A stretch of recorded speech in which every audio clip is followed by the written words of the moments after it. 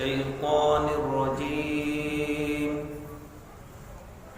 بسم الله الرحمن الرحيم. يا أيها الذين آمنوا استعينوا بالصبر والصلاة إن الله مع الصابرين.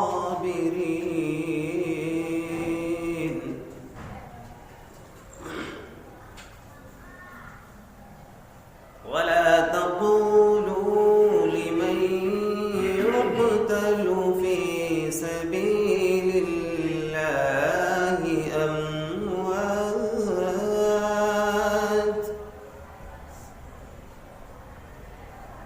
بل أحياء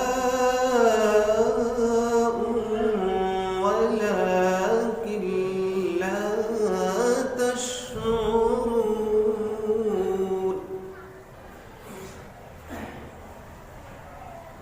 ولنبلونكم بشيء من الخوف والجوع ونقص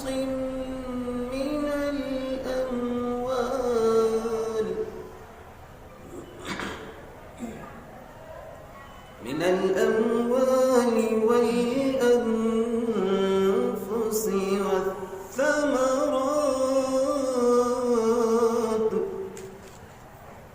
وبشر الصابرين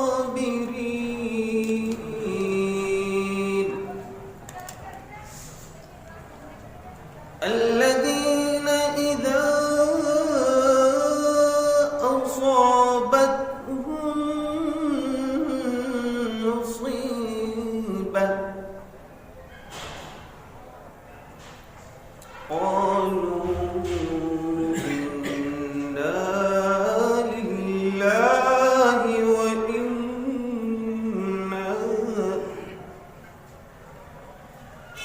وإنا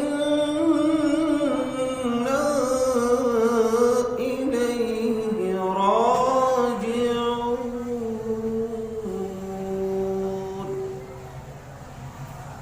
صدق الله العظيم.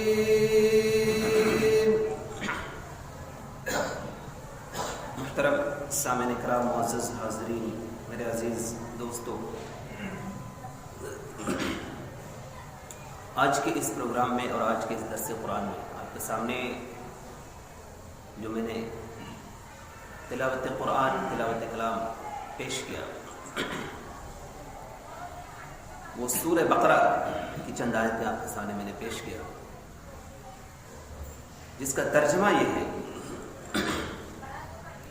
کہ اے لوگو جو ایمان لائے ہو، صبر اور نماز سے مدد حاصل کرو،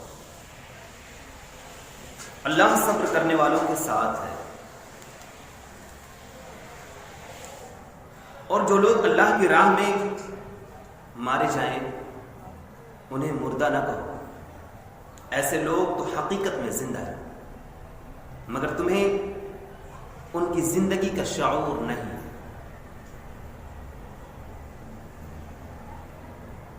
اور ہم ضرور تمہیں خوف و خطر، فاقہ کشی، جان و مال کے نقصانات اور آمدنیوں کے گھاٹے میں مبتلا کر کے تمہاری آزمائش کریں گے.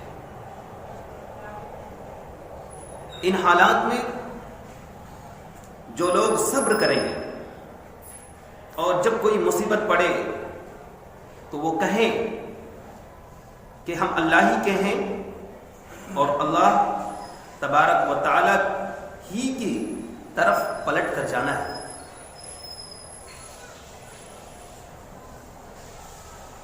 تو انہیں خوشخبری دے دو، ان پر ان کے رب کی طرف سے بڑی عنایات ہوگی، ان کی رحمت ان پر سایہ فگن ہوگی، اور ایسے ہی لوگ راست رو ہیں. سامعین، میں نے چونکہ جو تلاوت کیا اس سے ایک آیت مزید آپ کے سامنے میں نے جو ترجمہ پیش کیا وہ اس لیے تاکہ وہ بات پوری طرح سے مکمل بھی ہو جائے کہ اللہ تعالیٰ ان کو جو انعامات اور کرامات سے جو نوازیں گے، اور وہ ساری چیزیں کب ہوگی؟ جب وہ اس دائرے سے آئیں۔ سامعین، ابھی جو میں نے آپ کے سامنے قرآن پاک کی تلاوت اور ترجمہ جو آپ کے سامنے میں نے پیش کیا، ان کو 3 حصوں میں ڈیوائیڈ کر کے، تقسیم کر کے آپ کے سامنے کچھ باتیں عرض کروں گا۔ پہلی چیز جو ہے وہ یہ ہے کہ اے ایمان والو، اے لوگو جو ایمان لائے، اس کے اندر صبر، استقامت اور جو نماز کے ذریعے سے انہیں جو مدد ملے گی اس کے تعلق سے گفتگو کریں گے۔ دوسرا پہلو یہ ہوگا کہ وہ لوگ جو اللہ کی راہ میں شہید ہوتے ہیں انہیں مردہ نہ ہو، وہ زندہ ہے۔ تیسرا پہلو وہ ہوگا کہ اللہ رب العالمین مومنین سے، جنہیں اللہ تبارک و تعالیٰ نے مومنین کہہ کر کے پکارا، ان کو جو آزمائش ان کے اندر جو آئے گی وہ کس طریقے کی ہوگی، اس کے تعلق سے ہم آپ کے سامنے پیش کریں گے۔ سب سے پہلے اللہ رب العالمین ارشاد فرماتا ہے یا ایھا الذین آمنوا۔ قرآن پاک کے اندر اور بھی بہت ساری جگہوں میں اللہ تبارک و تعالیٰ نے اس امت مسلمہ کو جو خطاب کیا ہے وہ آمنو سے خطاب کیا ہے، آمنو، اے ایمان والو۔ اس پر میں آپ کے سامنے جو عرض کرنا چاہ رہا ہوں وہ یہ ہے کہ امت مسلمہ کو جگہ جگہ پر اس کی جو بیش بہا قیمتی دولت ہے، اللہ تبارک و تعالیٰ انڈیکیٹ کرتا ہے، اشارہ کرتا ہے اس چیز پر، اور وہ قیمتی دولت کیا ہے؟ وہ ہے ایمان۔ یا ایھا الذین آمنوا، اے ایمان والو۔ اس بات کی دلیل ہے کہ اللہ تبارک و تعالیٰ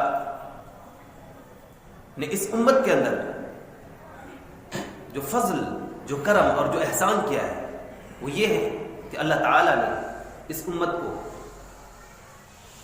دولت ایمان سے سرفراز کیا۔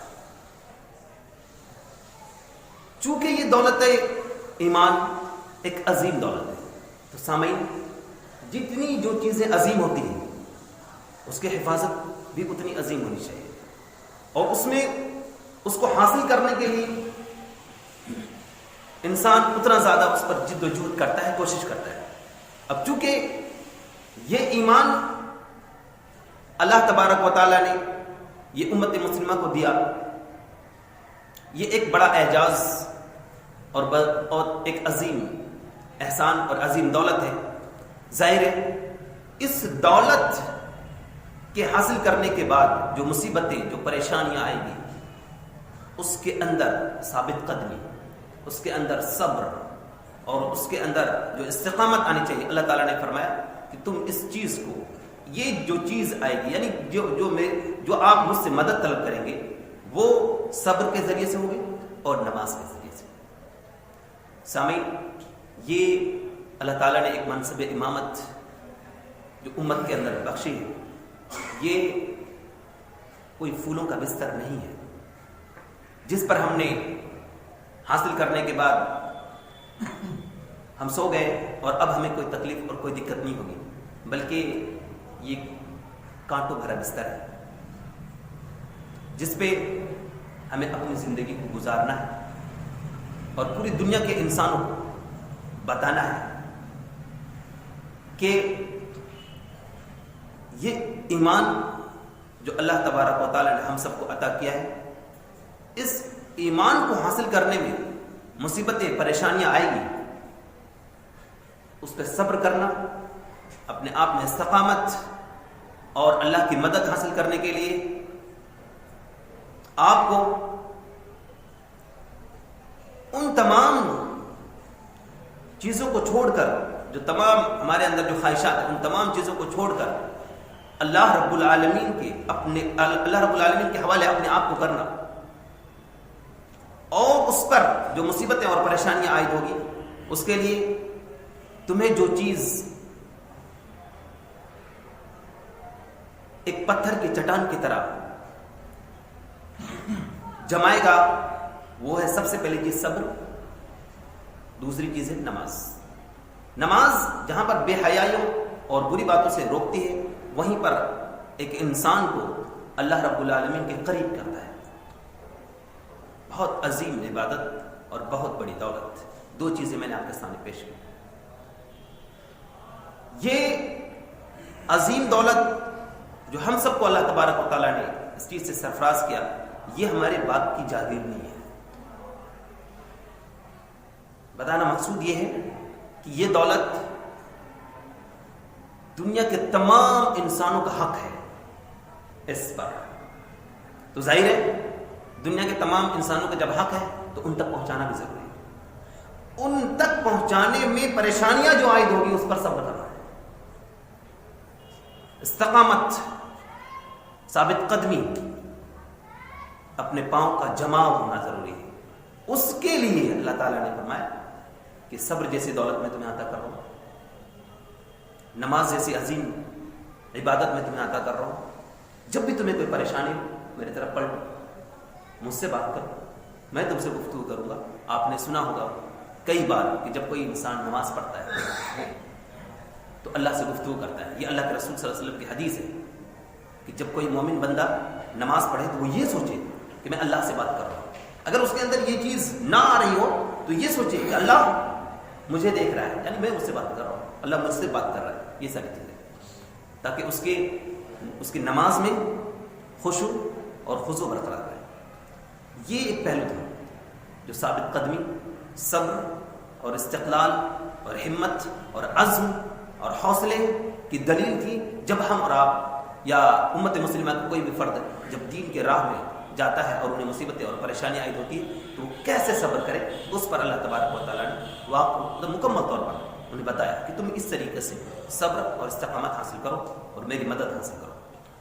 دوسرا پہلو ہے یہاں پر وہ یہ ہے وَلَا تَقُولُوا لِمَنْ يُقْتَلُ فِي سَبِيلِ اللَّهِ أَمْوَاتٌ بَلْ أَحْيَاءٌ وَلَكِنْ لَا تَشْعُرُونَ کہ تم انہیں مردہ مت کہو جو میری راہ میں اپنی جان کا نذرانہ پیش کرے. بل احیاء بلکہ وہ زندہ ہے. سامعین، یہ آیت جو میں نے آپ کے سامنے پیش کیا، میں یہ بتانا چاہوں گا کہ دین اسلام کا جب آغاز ہو رہا تھا، شروعات کی بات کریں، کئی غزوات جیسے جنگ بدر ہے، جنگ احد ہے اور بہت ساری جنگیں ہوئی. اس میں صحابہ کرام جب اپنے جان کے نذرانے کو پیش کرتے تھے، اللہ رب العالمین کے حوالے کرتے تھے، تو منافقین کہتے تھے کہ دیکھو چلا گیا، یہ ہوا، مر گیا، اور بھی بہت ساری چیزیں ایکس وائی زیڈ بہت ساری باتیں کرتے تھے. تو اللہ تبارک و تعالیٰ نے امت مسلمہ کو یہ مزدہ سنایا کہ یہ لوگ جسے کہہ رہے ہیں کہ چلا گیا، مر گیا، یہ عیش کی زندگی تھی وہ ختم ہو گئی، انہیں بتاؤ یہ عیش کی زندگی نہیں، عیش کی زندگی تو اب انہیں ملے گی. اور انہیں بتاؤ کہ وہ جو اس دنیا سے چلے گئے وہ مرے نہیں، وہ زندہ ہے. یہ زندہ لفظ کا اللہ رب العالمین کا یہ مزدہ سنانا اس امت کے اوپر، آپ ذرا غور کیجئے تو پتہ ہی چلے گا کہ ہر انسان کے فطرت میں یہ چیز داخل ہے کہ جب کبھی کسی انسان کا جنازہ اس کائنات سے نکلتا ہے تو اس کے گھر کے لوگوں پر کیا چیز طاری ہوتی ہے. ہر انسان کے آنکھوں سے آنسو نکلتا ہے، ہر انسان افسردہ ہوتا ہے، ہر انسان تکلیف اور مصیبت اور پریشانیوں اور غم میں مبتلا ہوتا ہے. اللہ تعالیٰ نے کہا تمہیں گھبرانے کی ضرورت نہیں ہے، وہ زندہ ہے. جیسے ہی یہ بات کانوں پر پڑی، یہ ساری چیزیں تبدیل ہو گئی. یہ چیز جو مصیبتوں اور پریشانیوں اور غم اور تکلیفوں میں ڈوبی ہوئی تھی وہ تبدیل ہو گئی خوشیوں.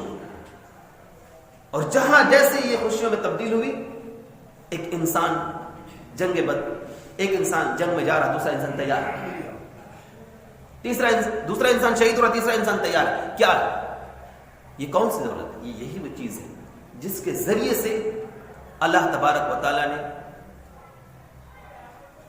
پوری دنیا کے اندر جہاں بھی انسان اس کے اندر ہمت، حوصلہ اور عزم اور استقلال اور ثابت قدمی اور صبر کے اندر ثابت قدمی، یہ ساری چیزیں پیش کیا کہ دیکھو اگر تم میری راہ میں مارے جاؤ، شہید ہو جاؤ، تو تم یاد رکھو کہ تم شہید ہوئے ہو لیکن تم زندہ ہو۔ یہ بات اس بات کی دلیل ہے کہ کسی بھی انسان کے ذہن و دماغ میں یہ بات نہیں آئے گی کہ اس کے گھر کے لوگ یا وہ ڈر اور خوف اس کے اندر پیدا ہو اور اس کے گھر کے لوگ افسوس کریں، نہیں، کبھی نہیں ہو سکتا۔ جب جس انسان کے ذہن و دماغ میں یہ بات آ جائے کہ ہمیں موت نہیں، تو اس کے دل میں یہ بات کیسے آ سکتی ہے؟ اور کوئی آج پوری دنیا جو خوف میں ہے وہ اسی وجہ سے خوف میں ہے کہ اس کے اندر جو چیز ہے، اس امت مسلمہ کے اندر جو چیز دی گئی ہے، جو کانسیپٹ دیا گیا ہے، وہ ایک ایسا کانسیپٹ ہے جو کہ دنیا کے کسی بھی جگہ پہ جا کر کے اپنے جان کے نذرانے کو پیش کر سکتا ہے اللہ کے لیے، اور ان کو کوئی خوف نہیں۔ یہ بہت بڑی دولت ہے اللہ تبارک و تعالیٰ نے جو صرف اور صرف اس امت کو دیا۔ اسی لیے پوری دنیا آج خوف میں ہے کہ اگر یہ امت مسلمہ اٹھ گئی تو پھر بہت مشکل ہوگا ان کو دبانا، اس لیے پہلے سے دبائے رکھو۔ یہی وجہ ہے کہ آج مختلف طرح کے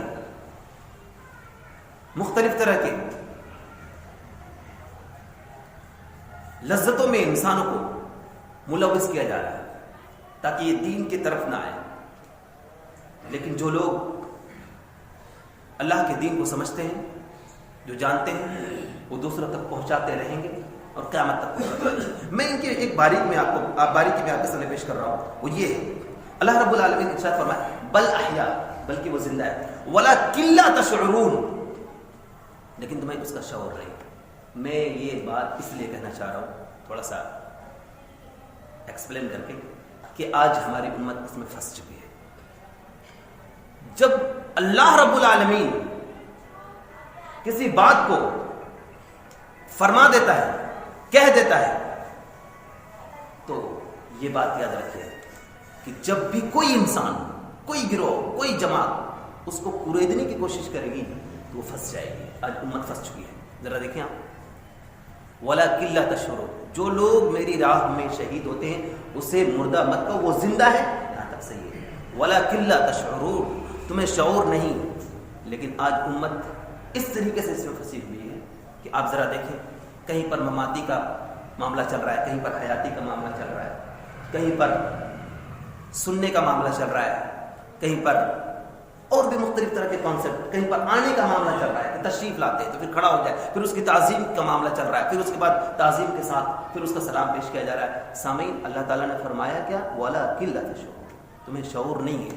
جب اس پہ تم اپنے آپ کو شعور کی دنیا میں لانے کی کوشش کرو تو غلط ہو جائے گا۔ یہی غلط امت کے اندر جب آئی یہ غلطی تو آج پوری امت پھنس گئی ہے، پوری طرح سے پھنسی ہوئی ہے۔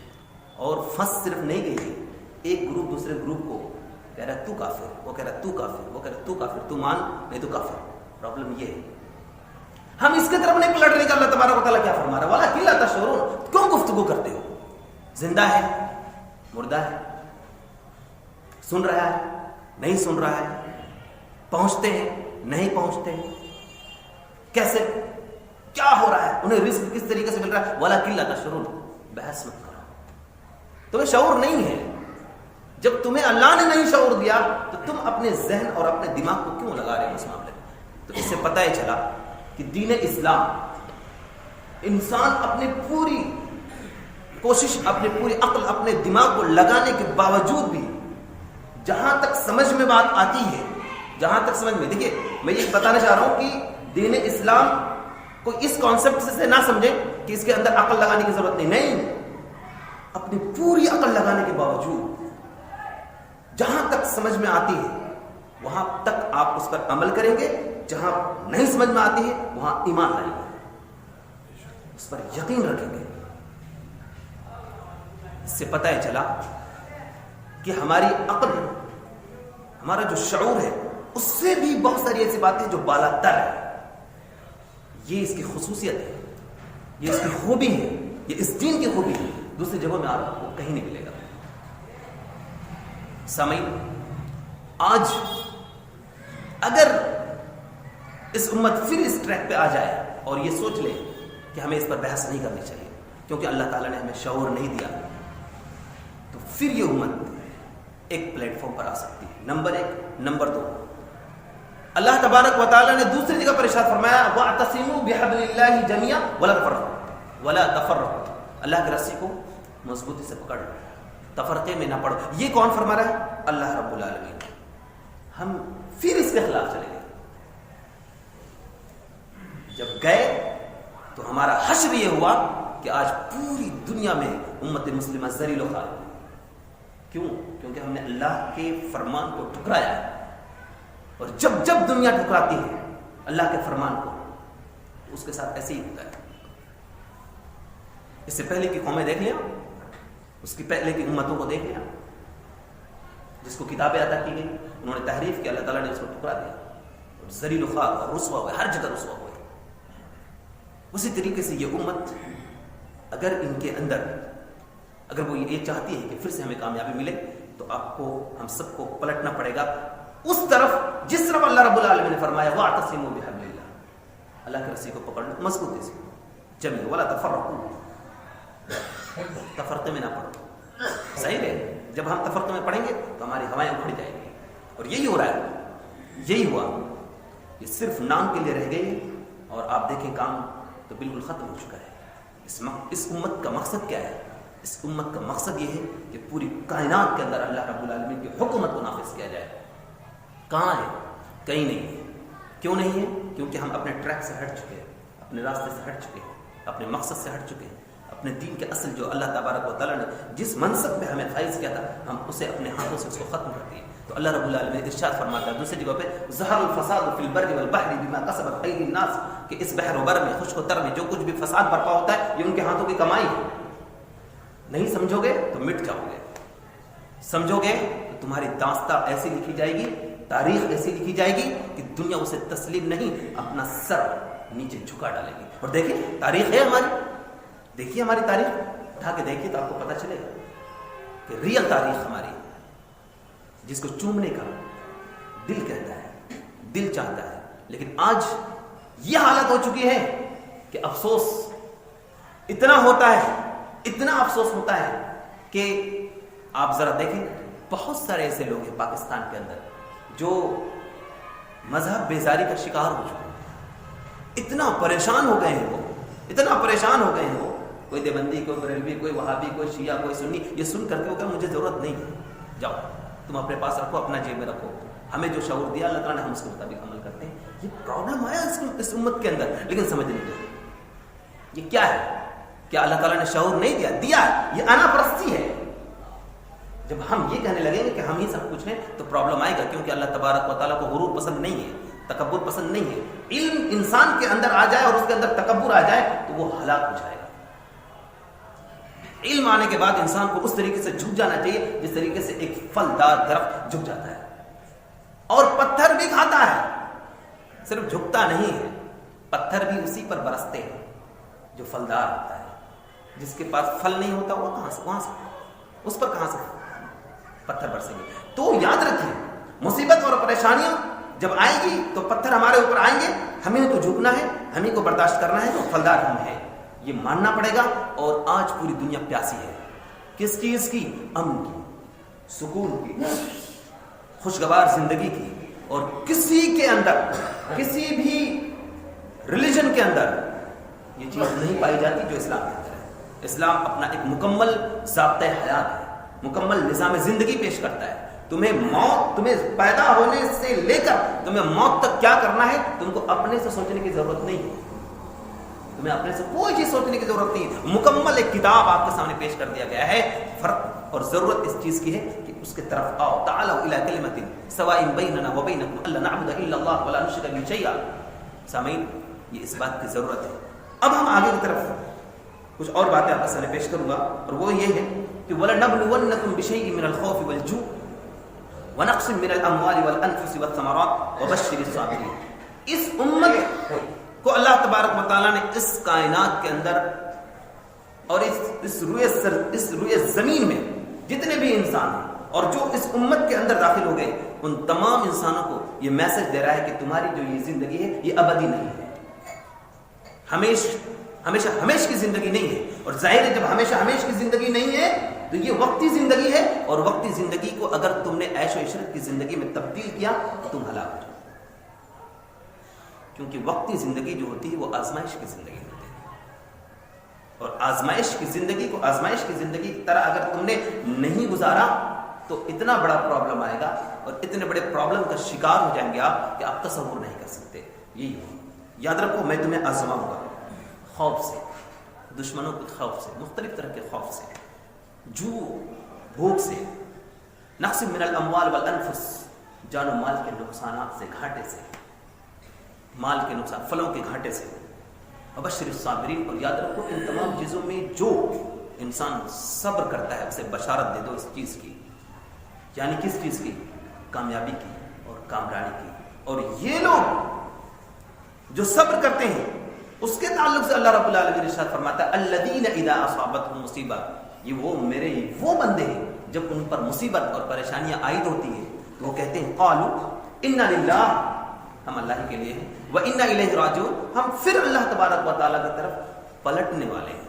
یعنی یہ زندگی ایک امانت ہے، اس زندگی کی حفاظت ہمارے اوپر ضروری ہے۔ جتنی بہترین طریقے سے ہم اسے حفاظت کر کے اللہ رب العالمین کے سامنے پیش کریں گے اتنی بہترین طریقے سے ہم اس کی رزلٹ، اس کا نتیجہ ہمارے سامنے میں آئے گا، اور ایسی نعمتوں سے اللہ تبارک و تعالیٰ نوازے گا جہاں پر ذرہ برابر بھی اگر کوئی انسان تھوڑا سا بھی یہ سوچ لے کہ مجھے غم چاہیے، وہ غم نہیں ملے، انہیں خوشیاں ہی خوشیاں ملیں، انہیں ایسے نہر سے، جنت کے ایسے نہروں سے انہیں گزارے گا یا انہیں عطا کرے گا جس نہر کے اندر کبھی خشکی نہیں ہوئی، جو نہر کبھی خشک نہیں ہوا، ایسے نعمتوں سے نوازے گا جو کبھی اس کائنات میں آپ تصور نہیں کر سکتے۔ تو اللہ رب العالمین سے دعا کریں کہ اللہ تعالیٰ ہمیں ان تمام نعمتوں کا حقدار بنائے، اور اللہ رب العالمین کے دین میں ہمیں چلنے کی توفیق عطا فرمائے، اور تمام طرح کے تفرقات سے دور رہ کر کے اللہ کے دین کو قائم کرنے کے لیے اپنی زندگی کو نذرانہ پیش کرنے کا اللہ رب العالمین سے دعا کریں کہ ہمیں